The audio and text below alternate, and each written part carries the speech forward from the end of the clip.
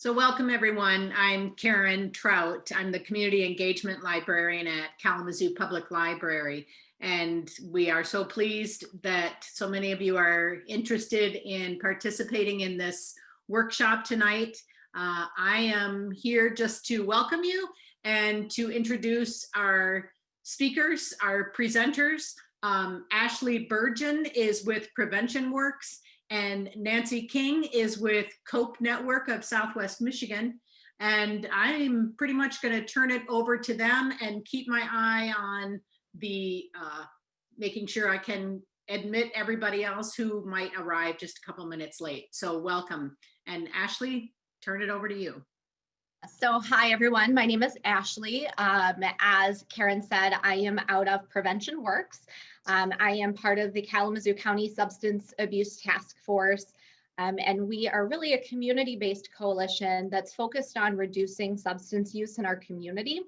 And tonight's workshop kind of came out of the task force and some of the work we did.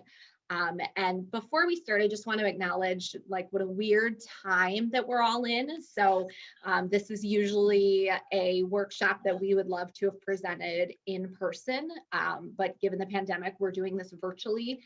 One of the nice things I think about presenting virtually is that you don't have to like get everybody in your family rounded up in a car and drive somewhere and take a ton of time. We can do this from your own home and make it pretty easily accessible and pretty kind of quick and easy, which is nice. But we are kind of from our own homes and sitting on our couches and in our own living space.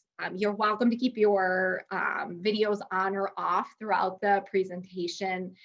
We just ask that you keep your mics off. There is a chat box that you can use throughout the presentation to ask questions. We will be monitoring the chat box throughout the evening. So if you do have questions or comments, you can use that and we will address them as we can. So just to kind of talk a little bit about how this came about, the task force looks at a lot of data around substance use, and we have historically kind of primarily looked at youth substance use. And so over the summer, we were doing virtual meetings and we were analyzing some local data around youth substance use, primarily on opioids and prescription drugs. And so I'm going to share my screen here. And one of the things that we started talking about was, where is this coming from? Why is substance use an issue? Why is it an issue in our community? And so I'm going to show you some of the data we looked at and talk a little bit very, very quickly about why this workshop came about. And then I'm going to introduce Nancy, who is really going to be doing kind of the heavy lifting tonight of this presentation. And so this is some of the data that we looked at, looking at youth substance use. This is Kalamazoo specific data. So this is data that is taken in our Kalamazoo County Public Schools at the 7th, 9th, and 11th grade levels. And we saw that prescription drugs was the #3 most used substance by our 9th and 11th graders, and actually the #2 most used substance by our 7th graders. And we hear a lot about opioids, about painkillers, and this being an epidemic, but we started to recognize painkillers were only part of the problem. As we started surveying some of our youth and learning a little bit about what they were using, we found it's actually not just painkillers, and the primary substance that they are using are depressants in prescription medication. Depressants are your medications that are anti-anxiety, so things like Xanax. Things that kind of calm you down. And then the second most used was prescription cough medicine, which often contains some painkiller, some opioid element to it, and also painkillers. And so we started to kind of dig into this and ask people, why are you using these medications? And in particular, why are so many of you using these depressants? And what they started telling us, and this was youth, they started telling us that it's really about coping, that they don't know how to cope with the stress that they are dealing with. And we started talking to some adults and we started to realize that a lot of it is the same reason. The reason that so many people are using substances, whether it's alcohol, prescription drugs, it really comes down to coping with issues in their life, whether it's stress, family issues, job issues, trauma, whether it's some kind of health or physical issue that they're trying to self-medicate. It comes down to those coping skills. And so in our society, we talk a lot about, well, self-care, take care of yourself. Well, what does that mean? I mean, we talk in these very broad general terms. They don't really give anyone these like real takeaways. Like how, okay, so you say self-care, what does that mean? Somebody may tell you go do yoga. Okay, well, that's great, but we're in a pandemic. Doing yoga, going to a yoga studio isn't that easy. And on top of that, yoga is a really expensive thing, and yoga takes a lot of time.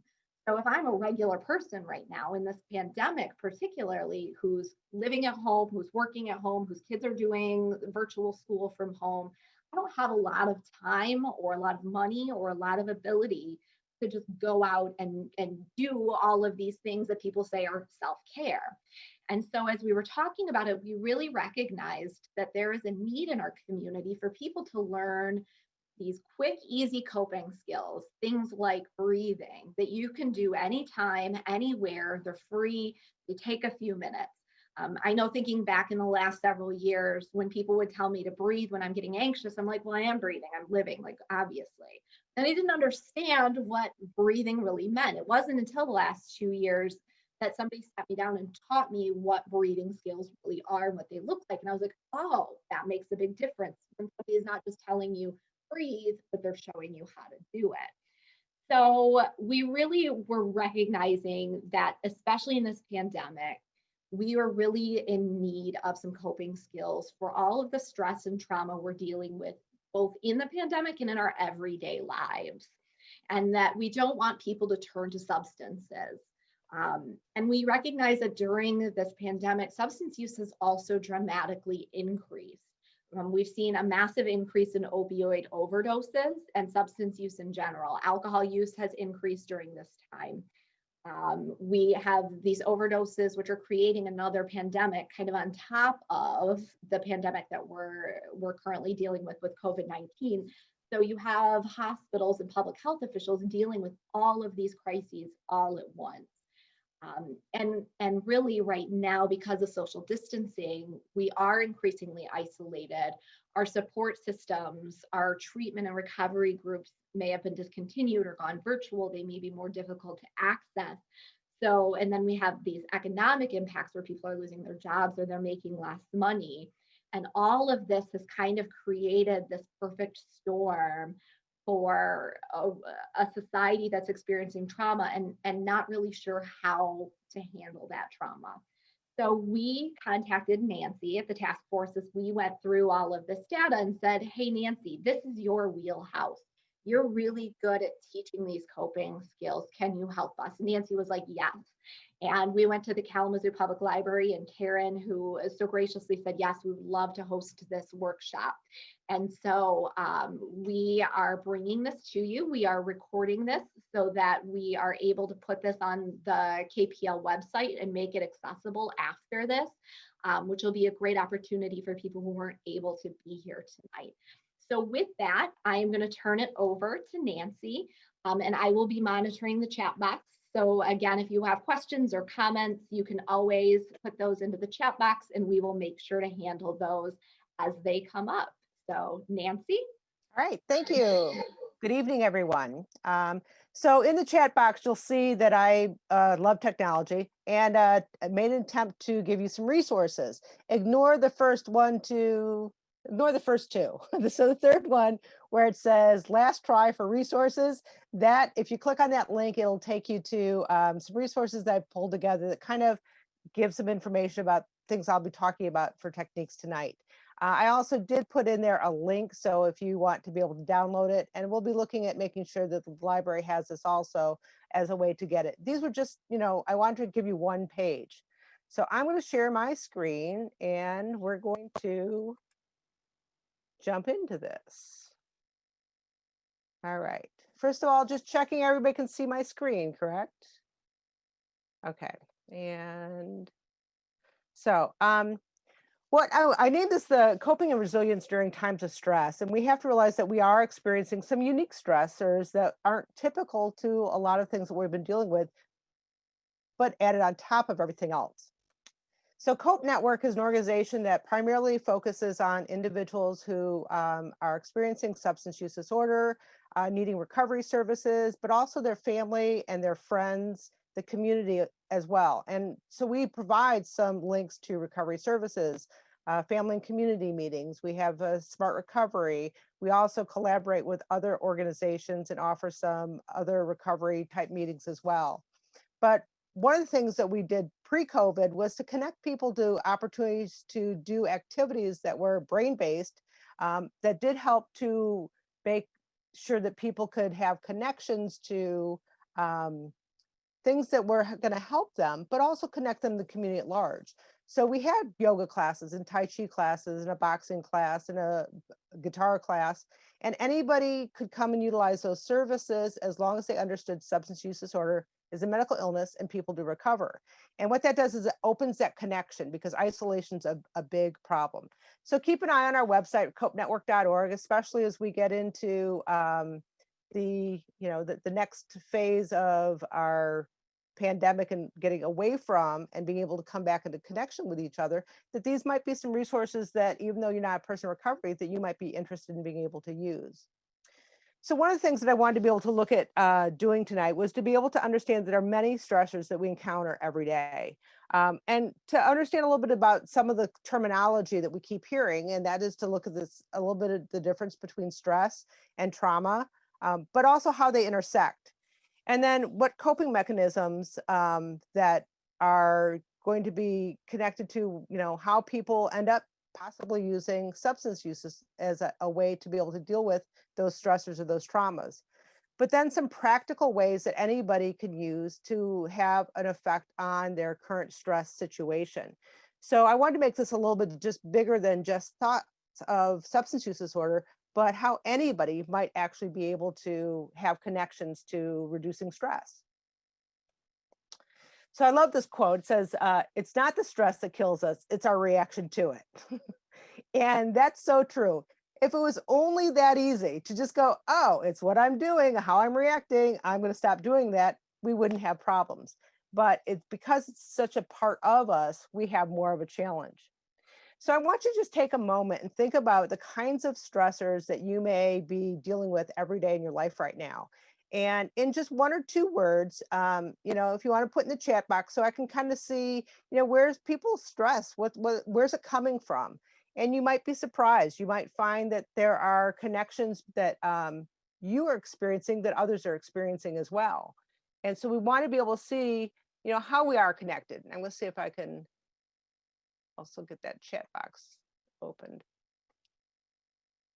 and be able to see it too. So yeah, exactly. So start putting these things, hard time to connect with people. That's a big factor. Isolation is becoming a big problem. Working from home, lack of social work, social networks, school, dealing with school and being virtual. We'll talk a little bit about that today too. Dealing with Zoom, final projects. So we've got, things to deal with school on top of everything else that we're doing with. Communication, and that can be a lot of factors in who we're having to communicate with, whether it's a boss, whether it's a family member. Risks, yeah, just everyday risks that we just took for granted for the longest time, like riding the bus.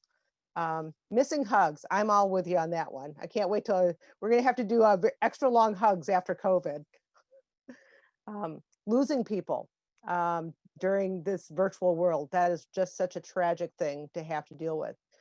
Missing family, dealing with COVID itself, no vacations, not enough self-care. We'll talk a little bit more about how that can look.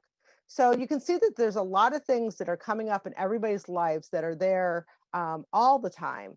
And how important, I keep seeing, is this social activity. And unfortunately, that's been a big concern for COVID, is because we all want to get together. Everybody wants COVID to be over, but we're struggling with how to do this in a way that is not going to reduce risks for health, not just for yourself, but also for the people around you. So thank you for sharing those things. So talk a little bit about the difference between trauma and stress. So when we look in terms of trauma, as this definition shows, that it's some severe emotional or mental stress that can occur, and it can also be from injury. And the reason why it's important to also think about that is you could have a situation where you've been injured, and that injury itself has caused an emotional response. And sometimes we don't always even correlate what those things are. So trauma experience can cause stress, and it may affect how we deal with future stressful situations, and that can trigger emotion. So we want to see that we don't always know the trauma experiences that we've had are related to our current stressors because it may not be so obvious. But when we kind of break it down, we're able to understand a little bit more about how those things connect. Now, stress, being a physical, chemical, or emotional factor that causes bodily or mental tension, it may be a factor that we've seen causing negative health outcomes. So we do know that stress can cause things that are unhealthy for us and how it affects the body when we have that chronic stress. And part of that is from that production of what we call cortisol. And we'll talk a little bit more about that. So understanding that these are interlinked, but they're really kind of separate types of situation. So I want to take a moment to talk a little bit about trauma first and the concerns that we have for what we call childhood trauma. And trauma that happens to us as children can follow us into adulthood. And as I said, we may not always make those connections of why I'm having stress now from something that happened to me as a child. But it could have been if I grew up in a situation of poverty, and now anytime I have financial troubles, I get really stressed out and not realizing that it was connected to the things that I experienced in those younger years. So we want to be able to understand that that's something that we can connect, can help us also to be able to overcome those things. Now, some of you may have heard of what's called the adverse childhood experience, or ACEs. What you're going to get is a very brief introduction to this. This itself could be a whole nother webinar to talk about. But the ACE study, or the adverse childhood experience study, happened in the 1990s, and they were looking at the health of adults. And they had over 17,000 people participate in this study. And during the study, they were hearing about trauma, and enough of the same traumas kept coming over that they were able to kind of categorize these. And they found that 30% of the population had at least 4 of the traumas. We'll take a look at what those are in a minute. But they had at least 4 of those traumas. And that was significant because they were able to connect the negative health outcomes from just having only 4 of these traumas. So this can have an increase on negative behavior, mental, and physical health outcomes. But developing resiliency and having healthy coping mechanisms can help to decrease the negative outcomes. And I think that that's something that we're starting to see now happening more, and we're talking about it more. But we also have to realize that many people are already in their adulthood and have had these traumas. We can also look at how this can affect by our awareness for the next generation, or people who are experiencing it who are younger, and how we can help them to develop those resiliency skills. So here are what they identified. So on the right are the 10 what they call childhood traumas that were part of this study. And it's listed in these 3 categories. So 5 are connected to household, 2 are connected to neglect, and 3 are connected to abuse. And it only took having 4 of these traumas in their life to start having negative health outcomes. And it wasn't the number of times I experienced any one of these that mattered. It was the number of different experiences that I had. Now, since their study came out and we're talking more about trauma and seeing how these have an impact on our health, we've seen more trauma become prevalent in our society. So the homelessness, the poverty, discrimination, bullying, witnessing sibling abuse, violence outside the home, natural disaster or war. Now, COVID's a natural disaster. I mean, it's not anyone on this planet that has not been affected by this. So already we're starting with 1 ACE right there. And the scary or sad part about this is we added more traumas. Doesn't mean I get to have more traumas in my life before I have negative health outcomes. It's still 4. So is trauma increasing in our society? Yes. Are we also seeing negative coping mechanisms increasing in our society? Yes. So these are the correlations that we have to think about. But there are ways to prevent these traumas from having a negative health outcome. And that's partly by increasing caring, competent adults in children's lives, but teaching and having appropriate coping mechanisms so that we can work through this and to get through these types of things. So I want to look at the correlation between trauma that people have experienced and substance use disorder.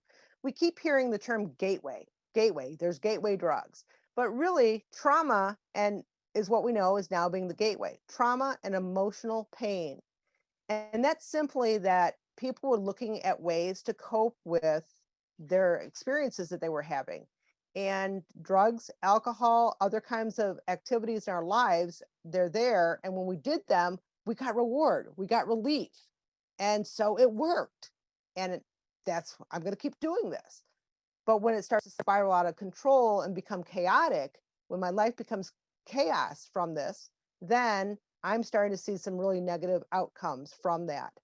So really, when we think in terms of substance abuse being a choice, it's not a choice. Addiction's not a choice. People say, but they choose to do that knowing what would happen. Well, they chose to do something to cope. They didn't know that what the outcome would be. And this is why it's so important for us to be able to understand this in a way that we can be part of their support system instead of part of their trauma by how we understand it. And when we look in terms of what's happening with COVID, right now we're seeing such an increase, as Ashley had brought up, about people who are going back to using substances to cope with their experiences that they're having during COVID. For many people, they went to those meetings that were their support systems. They were there regularly. They had connections. They weren't isolated. And unfortunately, what has happened is that people now can't have those connections. There were a lot of opportunities to do it from Zoom, but as we know, sitting here in this room, virtually, we're not truly connected. We don't have that physical energy between us that really helps us to gain that understanding and that support and feeling connected to one another. So the COVID has increased stress for a lot of ways, but for people who are looking at recovery or who have been in recovery, it's had a significant impact on them. And part of the reason is their brain still has a memory of how they used substances or how they had activities in their life that gave them the reward, and they've kind of fallen back on that because that memory is still there. So helping to reach out to people who might be struggling and saying, how can I help you with recovery? What can I do to help you can make a difference. And then we look at individuals who may have been in long-term recovery and found themselves into that regression. They're now carrying around shame, and people say, oh, you were doing so well. What happened? Why? It's like, oh, I'm sorry that this has been a struggle for you, but what can we do to help you? So we have to realize that the way the brain works, the experiences that they've had, and then adding shame on top of that, this creates the secrecy, which only increases more isolation. So we're kind of caught up in this cycle that makes it difficult for people, especially with substance use, to be able to reach out and get the support they need. But the more we educate, the more we help people to understand, the better chance we have of increasing those support systems, helping people. So what about stress? When we talk about stress, we usually talk about stress negatively, okay? But when can stress be good? Well, stress actually has some positive effects on our body. And in short bursts, it helps us to have some emotional regulation. It helps us to learn how to deal and strategize during when we're experiencing things. So stress can be good, but it's how much and how long we have stress that we have to think about. So some of the things I have listed up here, like, an exercise workout, that's physical stress on the body. But when you do it and do it correctly, there's a healthy, positive outcome. Sometimes having a new challenge and challenging yourself to be able to do things can also help to bring about some stress, but you're getting something positive, especially if it's end up being a challenge that has ended up being very good or positive. Marriage, birth, even vacations can be stressful. So these are things that typically go away or get resolved and we move on.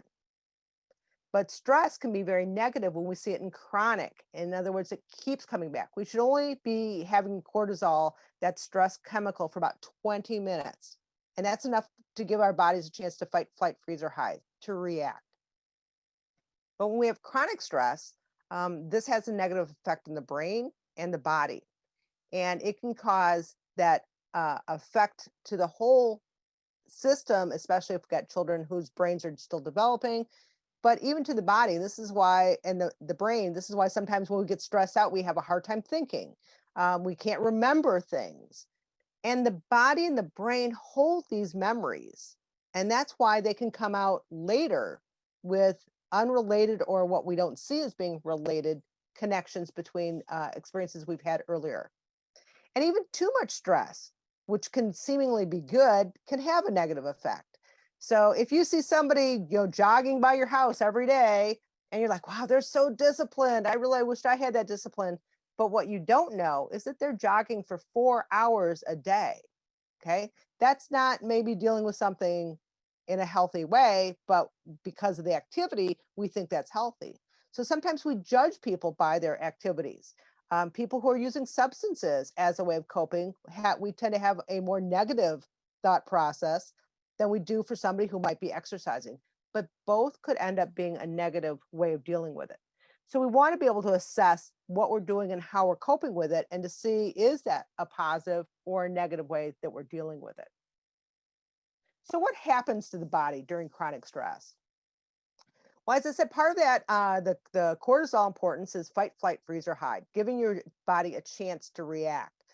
But when we're under chronic stress, we're actually training our brain for reactivity, to be reactive. And that also is something about substance use disorder, is very much driven by that reactivity.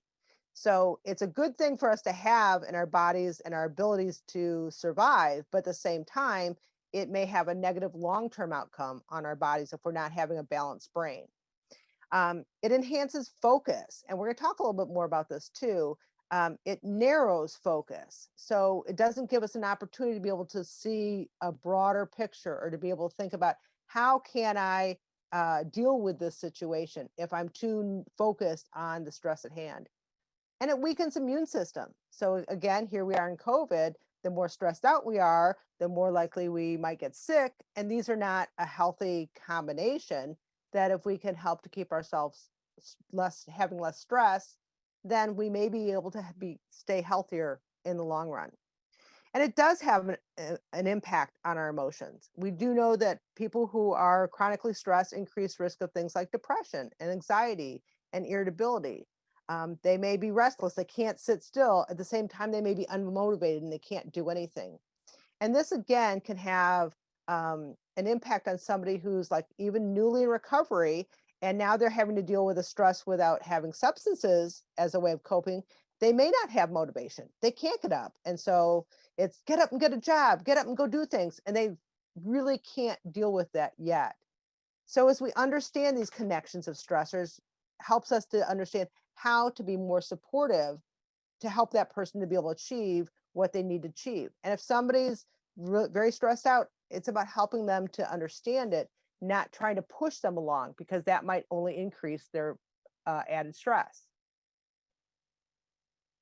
So we think about looking at stress being situational. There's a lot of things that we deal with every single day that can increase stress. I saw that in the comments earlier. Communication. So communication among family members, communication among our coworkers in our job can increase stress when we say something and they didn't take it right, it didn't come across right, I didn't say it right, and then things kind of bubble up from them. When we look in terms of so many families right now who are having to, who were not planning on being a stay-at-home school teacher and homeschooling, they're like, wait a minute, they're supposed to go off and do this. I did not go to school to be a teacher, are trying to find their balance of helping their children in a time when they're feeling stressed out about it. They want to be at school. They want to be connected with their friends. They want to be doing other things and trying to learn virtually, which is not always everybody's way of learning either. And these things start to overlap. So now my job's affected because I've got to be around for my kids in order to be able to make sure that they're staying in school. So how do I deal with that? And that has an impact on our income. And we look at how this has been connected to COVID. So here we have even different areas that are overlapping in stress. So now we're increasing stress and stress upon stress. And this isn't helping us to be able to be successful in a lot of things, much less just get through every single day. So how do we cope with stress? How do we deal with trauma and stress and avoid these negative health outcomes? And that's what I really want to be able to focus most of the rest of the presentation on, is actually look at some strategies that we can use that I can see as being anybody can use at any time. And looking at this next quote, okay, with you, there's a stillness and a sanctuary to which you can retreat at any time and be yourself. And that's a lot of times when we think about self-care. So we're going to address a little bit about self-care and what that means. And there's positive and negative to that as well.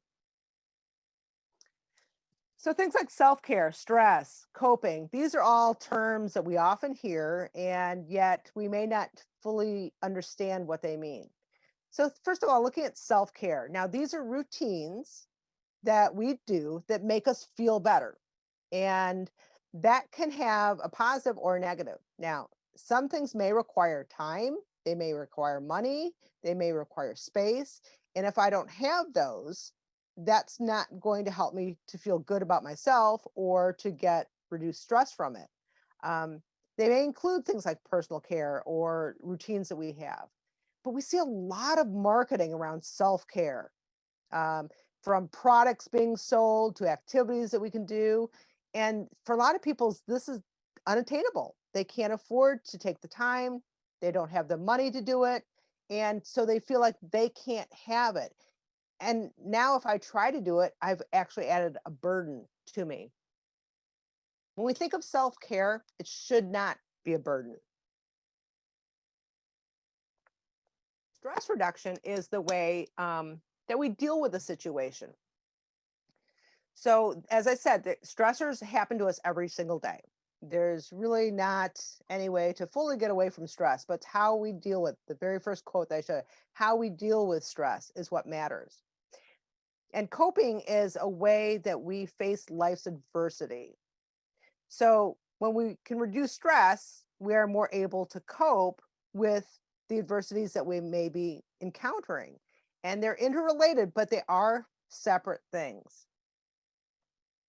So coping does come in many different forms. And there can be some unhealthy ways of coping. And that's when we look into things like substance, food, gambling. I just realized the typo there, gambling, over-exercising, or maybe avoiding things, overworking. So it can really be on both sides. And again, if we think of something as being a positive thing, it's how we're doing it that matters. The example that I gave earlier about the person who's over-exercising. Over-exercising isn't going to be good for the body, and it's also not being able to provide them with the stress reliever that they need. So we tend to, again, judge people based on what they're doing. So what I wanted to do is I wanted to be able to give some different ways of practical ways that are ways we can be able to deal with stress, and be able to make sure that we're able to do them in a way that's going to be something that anybody can be able to do. So I broke them down into 3 areas.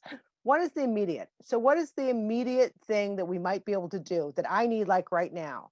Right before that I turned on my Zoom, it's like, okay, here we go, Zoom meeting, I'm the presenter, and my stress level goes up. So I had to apply some of these things right away. And then of course, trying to, use technology. Oh, that's not working, and being able to find that calm again.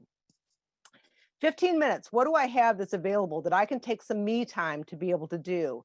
And what's good about these is the more we practice them, the easier they are. And the easier they are, the less time they often may take. And then breaking something down to like 30 minutes or more. This may require some planning. It may require more time. It may be something that I have to have a little bit more thought process into.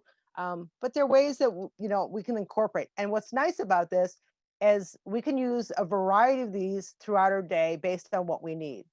So looking at strategies to cope with different situations. So let's take a look at the immediate. So these are techniques that can be applied quick, anytime, and get very quick results. And that's a really important part of what we may be looking for, especially if it's something that happened right away and I need to deal with now. So focus is one of them. And this is literally talking about your eye focus. And I'm going to address each one of these more specifically with some actual techniques in a minute. Breath, as Ashley brought up, learning how to breathe and breathe properly. Breath is one of the most available things that we can do to give a physical and emotional state of change. But because we weren't taught how to breathe and just using our natural breath isn't enough. But when we learn how to breathe properly, this can have a big impact on being able to quickly reduce the heart rate and reducing those feelings that are basically drumming up in our body. I'm going to do just a real brief understanding of the vagus nerve reset and what that means, as well as talking about mindfulness thought. Those two also each could be their own presentation for an hour, but I want to be able to introduce it because these are things that people may have heard of, but haven't really learned how to connect with. So let's take a look at the first one with focus. So the eyes are an extension of your brain. Literally, your eyes are part of your brain, and a lot of people don't realize that. So when we become stressed out, our brain and our eyes become very focused. It literally will narrow into what it is that is causing the stressor at the time. And it kind of keeps us locked on that focus. And remember, stress, fight, flight, freeze, or hide is a survival technique of our bodies that is naturally there. It's how long we're stuck in these that create the problem. So we want to be able to reduce those negative, stressful focus. And what that means is when you feel that, you realize that you're like narrowed in on that, stop and look up and really allow yourself to take in the whole room.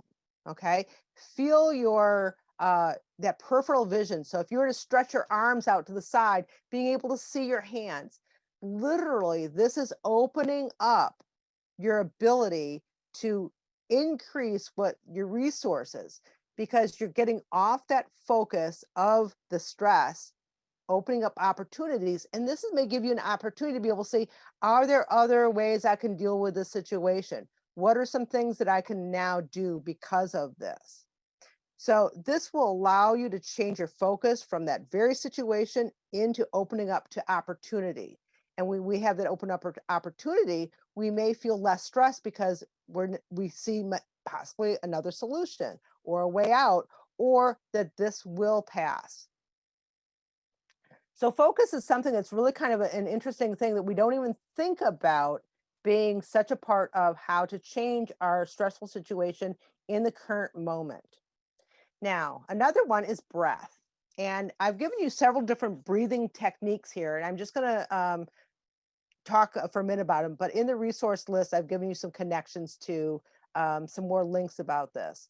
So the breath, what that does, when you breathe in, that increases your heart rate. When you breathe out, that slows your heart rate. So it's the breath out that really matters for lowering stress. And so often somebody will say, take a deep breath, and somebody goes, and they take a really deep breath and they just like let it out. But really what that's done is it's not helped to lower our stress because we're not focusing on the out breath. And when you do this, this also relaxes the body. And so when you relax your body and relax your mind, you're going to, again, be able to have more focus. So some real simple breathing ways to do this is one is a 4-count breath in and an 8-count breath out. So you're breathing out longer, slower than you are breathing in. Remember, in breath increases heart rate, out breath decreases heart rate. Some people use what's called a 4-7-8. So they breathe in for 4 counts, hold for 7 counts, and breathe out for 8 counts. And that's been known to be very beneficial too for people having a hard time falling asleep at night. Because when we fall asleep, our brain is ruminating on different things. Focusing on the breath can help our body to relax and help our brain to relax. Now, another one that you may have heard of is called box breathing, and that's simply 4 counts in, hold 4 counts, 4 counts out, hold 4 counts. Again, by decreasing that in breath, we are slowing our heart rate down. One that's a little bit more complicated is called alternate nostril breathing. And I'm going to just kind of briefly try to describe this, but there are lots of resources to be able to find this, because it's simply you put your thumb on one and what you're going to do is you're going to breathe out, and then you're going to close your other nostril and breathe in, and then breathe out that same nostril, and then close that and alternate and breathe in, and then breathe out and alternate and breathe in. So you're doing a breath in and breath out on each side, alternating back and forth. And again, this is a really good way to reduce reduce your heart rate, cause relaxation. It's about finding what can I do, what works for me, what do I like, and what can I think of doing right now for the moment. So these are really simple techniques. Now, the vagus nerve, the vagus nerve is really a bundle of nerves that connects from your brain, your cervical column, through all your body. It's part of the autonomic nervous system. And so when the vagus nerve gets out of balance, then it has a huge impact on our whole body as well as our emotional level. And these things can affect how you respond to fight, flight, freeze, and hide, your reactionary system. And this triggers the relaxation response in the body. So this next technique is really simple to use, and it's surprising at how effective it can be. So when you do this is an exercise that was developed by Stephen Rosenberg, and it's out of what's called the Polyvagal Nerve theory. So what you're going to do is first of all, you kind of do a check-in on your body, where you're at. So if you look over your right shoulder, you want to notice, do I have any stress? Do I feel any pain? How far can I turn my head? And then you do the same thing to the left. Look over your left shoulder, notice any pain, notice if it hurts more on one side than the other, how far you can turn your head. So you're kind of taking you're taking an inventory of where you're at right now. Then what you would do is you can either do this lying down, but you can do it sitting up too. And the reason why you want to do it lying down first is because you can feel a little dizzy afterwards. I'll explain that in a minute. But do it sitting up. You'd simply sit up straight, take your hands and place them behind your head with your elbows out, and really feel your interlaced fingers with the back of your head. And that's connecting to the nerves that run in the back of your head and through your spinal column. While your head stays straight, you're simply going to look your eyes to the right and hold and keep your gaze to the right, even though your head has not moved. And you only need to hold that for about 30 seconds to about a minute. And you might even find that while you do that, you'll have like a hard swallow, or you'll feel like a sigh, or maybe even a yawn.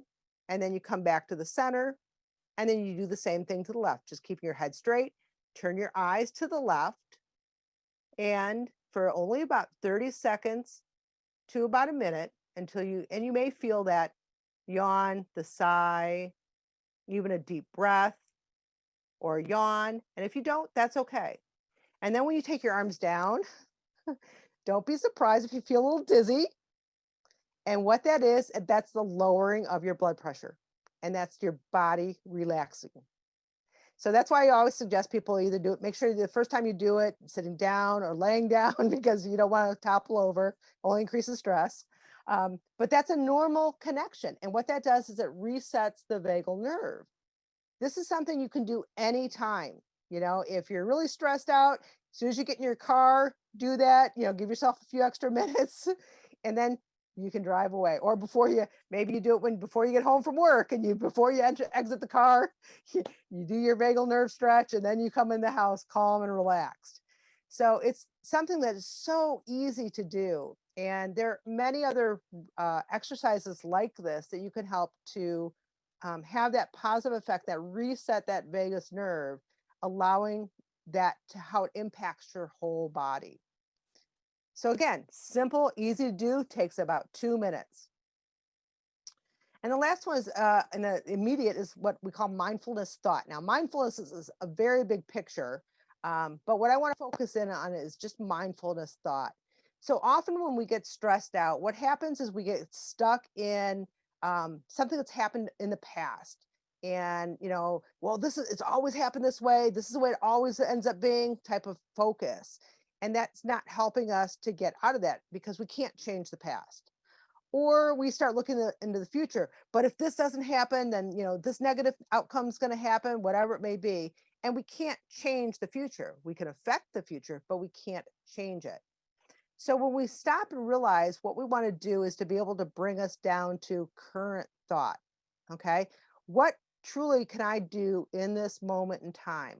What is happening currently that I can have control over? And then we don't get stuck in this, past future perspective where we don't have the control. But you can also take this and use it as what's called an anchor.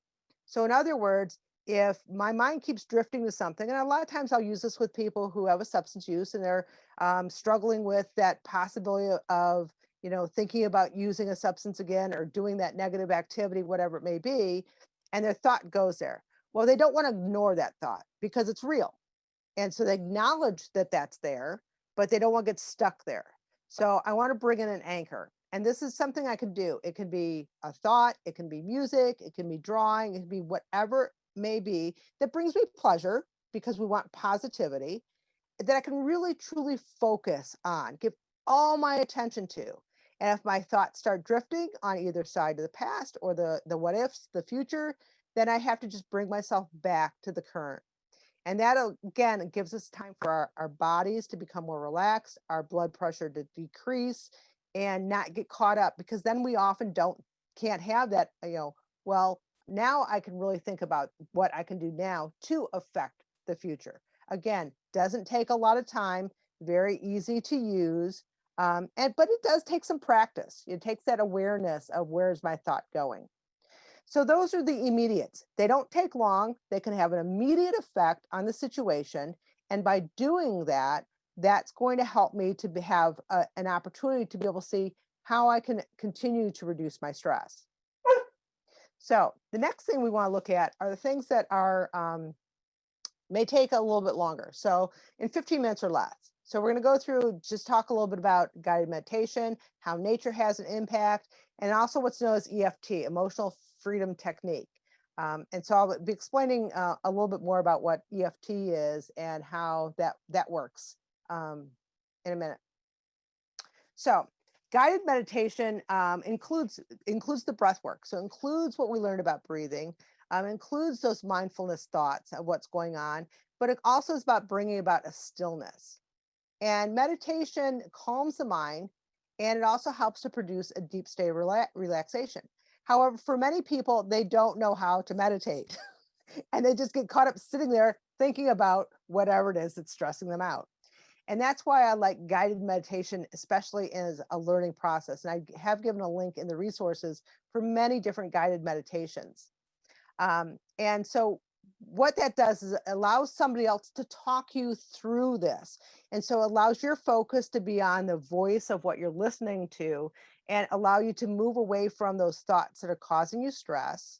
And then you can be able to relax it more. And the more you do this, the more you can start to understand it, and you can start making up your own types of meditations. And it's a good way for a lot of people in the beginning to learn about meditation in a way that's going to be effective. Nature is, again, one of those things that we don't take enough in. And we know that with only 10 to 15 minutes experience of being in nature lowers stress. It reduces cortisol. And that can be a short walk outside. It can be, something that we're doing to, sitting out in nature, just taking in, staring at the leaves, staring at the trees, looking at the grass, and just observing nature and having nature around us. We get stuck inside. And this is, again, it's been another part of COVID. People have been afraid to even just go outside. And we need to realize that being outside is a positive thing, whether it be winter, whether it's spring, fall, doesn't matter. You don't have to stay out there for a long time, but just enough to allow nature to be able to do what it does. And this combines mindfulness thought and breath, and you can increase that benefit of being out in nature. Again, 10 minutes, 15 minutes can literally have an effect and change the brain. The last one I want to be able to take a little bit more time is to talk about what's called emotional freedom technique, or EFT. And again, I've given you some links in this that give you some very detailed information about this. But what this does, it's based on acupressure points in the body. It can help to relieve stress, and it can even help to heal emotional trauma. It can help us to transform our negative emotions into a way of understanding and acceptance so that we can move on. It can also help to increase clear thinking and give us a sense of peace. So what I've given you here are some of what are known as the basic tapping points. So I would start off by saying, so my stress level, okay, I'm feeling really stressed out. It's been a really busy day. There's so much going on in my life, and I'm feeling like I just can't breathe, okay? And right now my stress level is like an 8.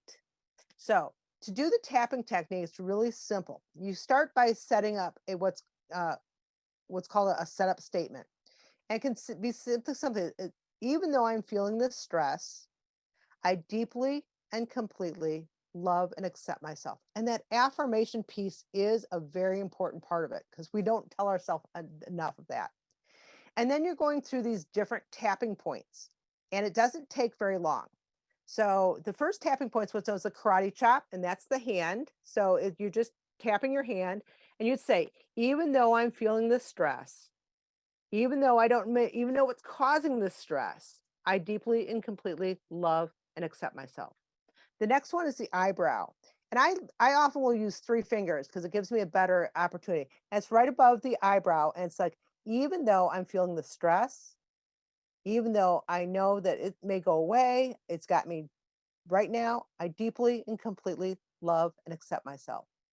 Then you have what's known as this, the side of the eye. And again, I use 3 fingers, and it's kind of like if you put your finger at the eyebrow to the temple. So it's covering an area, and same thing, even though I'm feeling the stress and I don't know why I'm feeling so stressed out today, I deeply and completely love and accept myself. Then you have below the nose, above the lip. Okay, same thing. You have that divot point in your chin, same thing. The collarbone, again, this is something that with your collarbone, if you put your fingers on your collarbone, and then kind of feel down, you feel almost like more to the side. So it's more towards your shoulder. And you'll feel like almost this divot underneath your collarbone. And if you rub that feels sore, that's what's known as a sore spot. Sometimes just rubbing that spot right there can help to release stress, but you can also tap it, okay? So even though I'm feeling the stress, even though I don't know what's causing it, I've just been anxious all day, I deeply and completely love and accept myself. Now, what's known as the underarm, it's if you lift your arm up and you were to place your hand across your chest, it's right where those fingertips hit the side of your body. So it's not the armpit, it's going to be lower. So your hand goes across. It's also known as the bra line. And same thing, tapping the side. Even though I'm feeling the stress, I deeply and completely love and accept myself. And then the last spot is the top of the head. And again, I like using 3 fingers. And it's even though I'm feeling the stress, even though it's been a long day, I deeply and completely love and accept myself. And then you take a deep breath. And again, you ask yourself, where am I on this stress level? And generally, you're going to see it may go down 1 or 2 notches. You were at 8, you're now 6. You do the round again. And you can even just instead of having to do the whole thing, simply say this stress and go through the whole thing, this stress. And then again, check yourself. And it may take several rounds depending on the stress or the situation, but you want to get down to a 3 or less. What's nice about working with somebody who practices EFT with you is that you can be having a conversation and that practitioner may recognize or hear something that you've said. It's like, hey, let's stop and tap on that. And they can tap on something very specific. So it can get down to some very, very deep specific issues, but it can also be used as a generalized way of dealing with what's going on. Hopefully that was a good explanation, because it is, in 5 minutes or less, a little bit complicated. So stress 30 minutes or less. Now, some of these are things that we look at. So yoga is really seen as a positive way of reducing stress because it calms the mind. It does have an impact on mood. But again, to do this can be very costly, and that's why with Cope Network, everything that we did when we offered programs like that, we did for donation. And that made it always affordable to anybody who wanted to come to the program. But there are many online programs that are good, and I've given some links to those that are well designed to be done through a link. And those are good ways to be able to kind of practice yoga in a way that's going to be cost effective. Again, having internet access may be a problem for some people. What's known as progressive relaxation is a really simple technique. Again, great way to reduce stress before bed. That is simply teaching your body about what relaxation feels like. So what you do is to start, I always work with the hands first. You take a deep breath in and squeeze your hands as tight as you can. And as you exhale, release. And when you feel that blood flow run your hands, you're actually literally teaching your body and your brain what relaxation feels like. So lying on your back, you can do this whole thing. You can start with a face, grimace your face really tight as you breathe in, as you breathe out, relax it. You can do your shoulders, breathing in, tensing up those shoulders as tight as you can, breathe out and relax it. And you can just work through your whole body from top to bottom.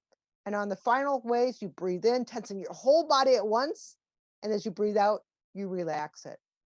What this does, it doesn't just physically relax the body, but it teaches your brain what relaxation feels like.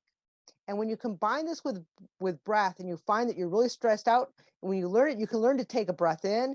And when you breathe out, your body can literally relax because you've got that mind-body connection. So that's another really good, easy technique you can use. And it really does fall in less than 30 minutes, because sometimes it depends on what I'm doing, where I am, what I'm, am I being able to do this before bed kind of thing. And sometimes I can even minimize it by doing just certain parts of the body, breathing in, tensing my whole body, and breathing out and letting it go. And the last one I looked at was, your time, you're worth your time. So hobbies, personal self-care routines, whatever makes you feel good. You can also utilize this as one of your anchors for your mindfulness thought, but being able to find things that give you a feeling of joy. And sometimes it may just be watching silly cat videos on YouTube. It doesn't have to be something major, but something that brings you joy, because a lot of us have forgotten how to feel joy. If I were to ask you to physically feel sadness, you'd find that you could call that up really easy. But if I asked you to physically feel joy, you're like, I don't know. And I describe that as because when you're depressed and sad, that's a weight. And when you're not sad, that's your light. And so we don't notice it. We tend to notice negativity, sadness, depression, that negative feel more than we do when we're not. So a lot of people say, I had such a bad day, but it's like, oh, so what went good in your day? And they're like listing off a bunch of stuff, but they didn't notice that because the negative was so strong. So being able to realize that you just need to take little simple things for yourself. And there are many other ways that people can do. We know that writing, journaling for 15 minutes every day literally changes the brain. Listening to upbeat music. And there's actually somebody who actually created a 30-minute playlist of the best upbeat music to be able to change the brain. And it works. Singing out loud, whether or not you can carry a tune or not, I don't. But singing out loud actually strengthens the vagal nerve. Okay, that's another way to be able to strengthen the vagal nerve. Doing activities, hobbies, dancing, movement. These are all things. And again, dance like nobody's watching perspective is too often we don't do these things because we are always thinking about the outside in instead of the inside out. So simple things.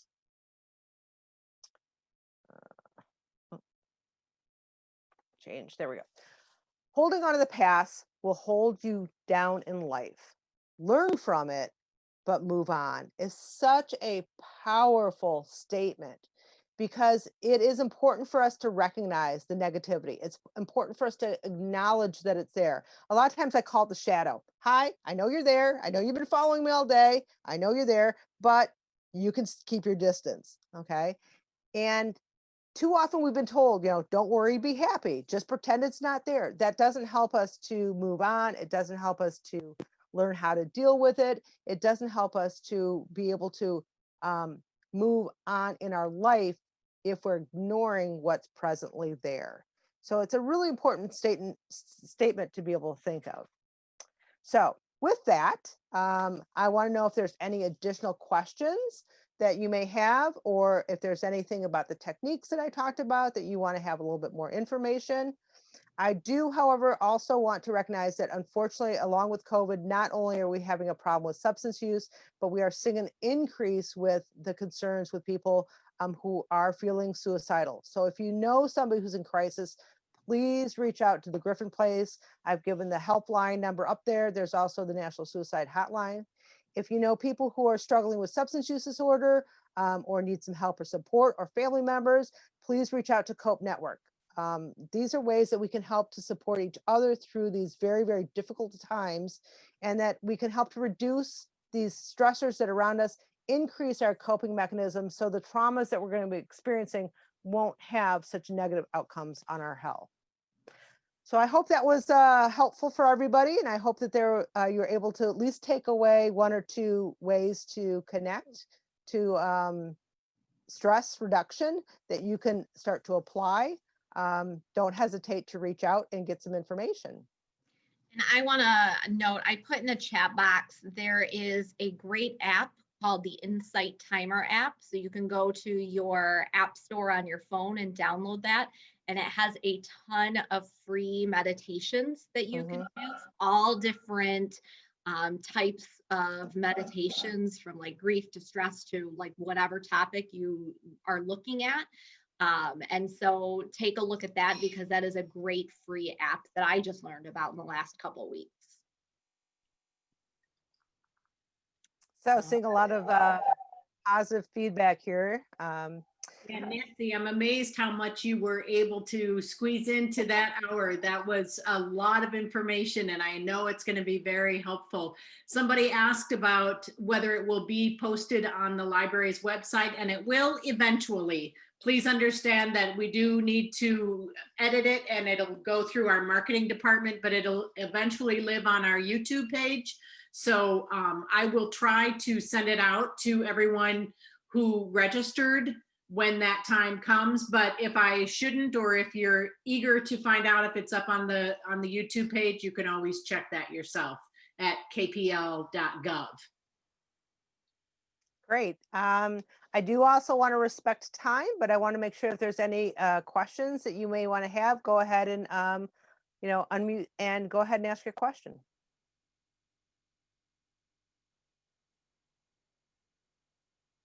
Nancy, is there a place for the EFT a resource? Because I noticed the tapping spots weren't listed in order. Yes. So the tapping spots, I gave you a link in there, which is it's known as the gold standard. And Gary Craig, who is the inventor of this, literally has put out there everything you ever wanted to know about tapping and then some. It's super easy to teach yourself. There are people like myself who are tapping instructors, but I did give you that link, and it is amazing how easy it can work and how quickly it can work too. Great. All right. Well, I don't see any questions coming in. So I think we are great to wrap it up for tonight. Thank you everyone for attending. Thank you to Kalamazoo Public Library and Karen for hosting this, and Nancy for all the great information that you provided tonight. All right. Well, thank you for pulling all this together. Yeah, it was a great partnership. Thank you so much. And we can think of some more things. Like I said, at least 3 of those I could have done another hour on. All right. Thank you, everybody.